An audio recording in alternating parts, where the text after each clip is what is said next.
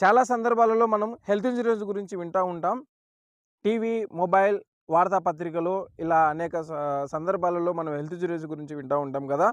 ఈ వీడియోలో నేను హెల్త్ ఇన్సూరెన్స్ గురించి మీకు కొన్ని విషయాలు పంచుకోవాలనుకుంటున్నాను.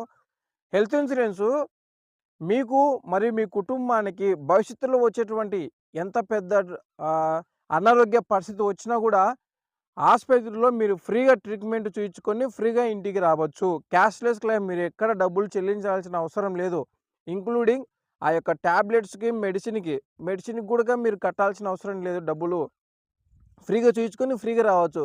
ఆల్ ఓవర్ భారతదేశం మొత్తంలో మీరు టూరిస్ట్‌గా వెళ్ళినా, మీ పనుల నిమిత్తమై వెళ్ళినా, ఎలాంటి పరిస్థితుల్లో మీరు భారతదేశంలో ఎక్కడికి వెళ్ళినా గూడా అక్కడ ఏదైనా ప్రమాదాలు జరిగినా గూడా మీరు లోకల్ అక్కడ ఉన్నటువంటి నెట్‌వర్క్ ఆస్పత్రులలో ఎంత పెద్ద ఆస్పత్రిలో అయినా గూడా మీరు ఫ్రీగా అడ్మిట్ అయ్యి, ఫ్రీగా చూయించుకొని, ఫ్రీగా ఇంటికి రావచ్చు.